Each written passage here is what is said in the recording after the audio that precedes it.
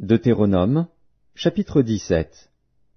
Tu n'offriras en sacrifice à l'Éternel, ton Dieu, ni bœuf, ni agneau qui ait quelque défaut ou difformité, car ce serait en abomination à l'Éternel, ton Dieu. Il se trouvera peut-être au milieu de toi dans l'une des villes que l'Éternel, ton Dieu, te donne, un homme ou une femme faisant ce qui est mal aux yeux de l'Éternel, ton Dieu, et transgressant son alliance, allant après d'autres dieux pour les servir et se prosterner devant eux, après le soleil, la lune, ou toute l'armée des cieux. Ce n'est point là ce que j'ai commandé. Dès que tu en auras connaissance, dès que tu l'auras appris, tu feras avec soin des recherches. La chose est-elle vraie? Le fait est-il établi? Cette abomination a-t-elle été commise en Israël? Alors tu feras venir à tes portes l'homme ou la femme qui sera coupable de cette mauvaise action, et tu lapideras ou puniras de mort cet homme ou cette femme. Celui qui mérite la mort sera exécuté sur la déposition de 2 ou de 3 témoins. Il ne sera pas mis à mort sur la déposition d'un seul témoin. La main des témoins se lèvera la première sur lui pour le faire mourir, et la main de tout le peuple ensuite. Tu ôteras ainsi le mal du milieu de toi. Si une cause relative à un meurtre, à un différend, à une blessure, te paraît trop difficile à juger et fournit matière à contestation dans tes portes, tu te lèveras et tu monteras au lieu que l'Éternel, ton Dieu, choisira.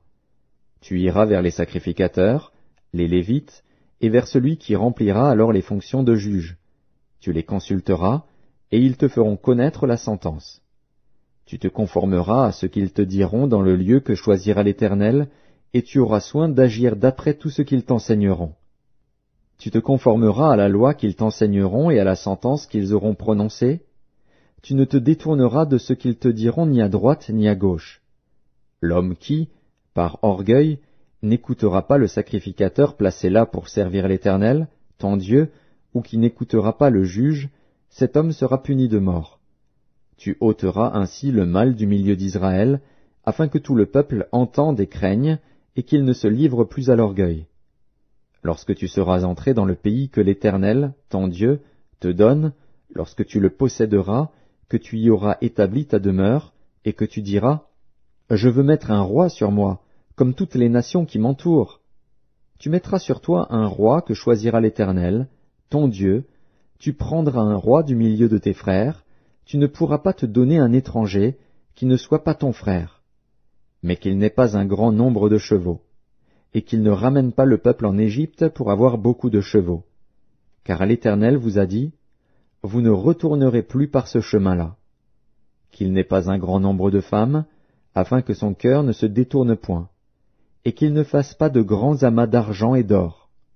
Quand il s'assiera sur le trône de son royaume, il écrira pour lui, dans un livre, une copie de cette loi, qu'il prendra auprès des sacrificateurs, les Lévites.